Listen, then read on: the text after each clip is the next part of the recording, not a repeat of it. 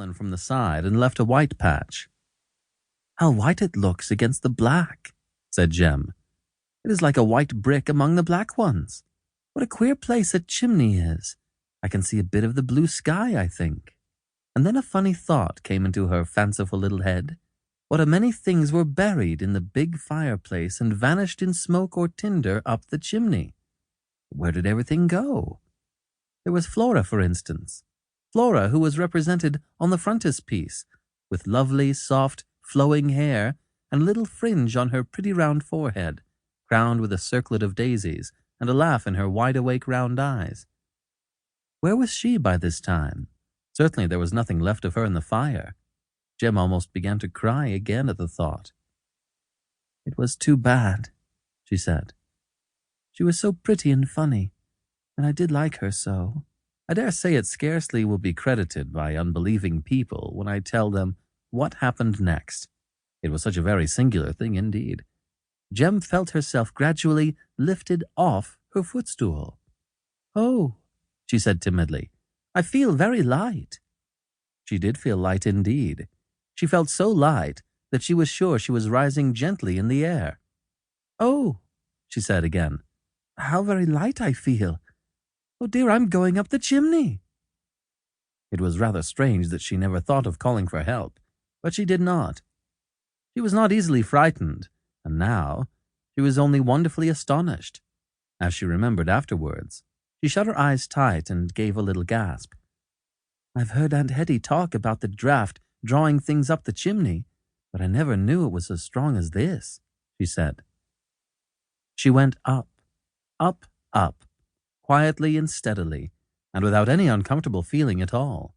And then all at once she stopped, feeling that her feet rested against something solid.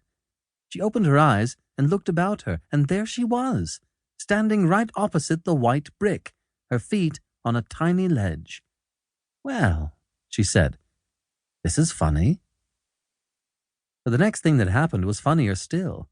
She found that, without thinking what she was doing, she was knocking on the white brick with her knuckles, as if it was a door, and she expected somebody to open it.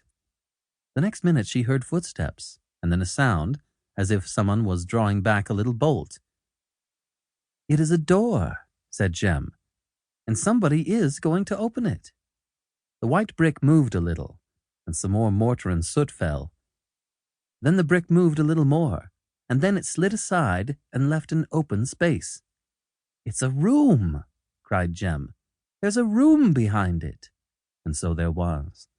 And before the open space stood a pretty little girl, with long, lovely hair and a fringe on her forehead. Jem clasped her hands in amazement. It was Flora herself, as she looked in the picture, and Flora stood laughing and nodding. "Come in," she said. "I thought it was you." "But how can I come in through such a little place?" asked Jem. "Oh, that's easy enough," said Flora. "Here, give me your hand." Jem did as she told her, and found that it was easy enough.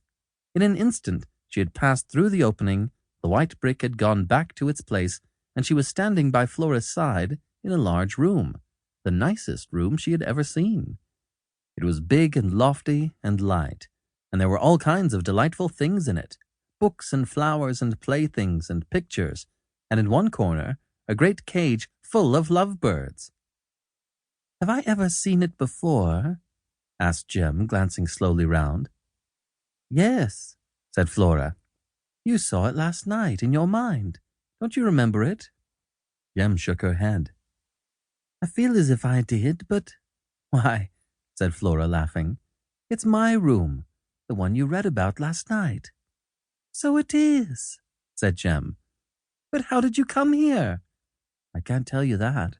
I myself don't know, but I am here, and so, rather mysteriously, are a great many other things." "Are they?" said Jem, very much interested. "What things? Burned things? I was just wondering." "Not only burned things," said Flora, nodding. "Just come with me, and I'll show you something." She led the way out of the room and down a little passage with several doors in each side of it, and she opened one door and showed Jem what was on the other side of it.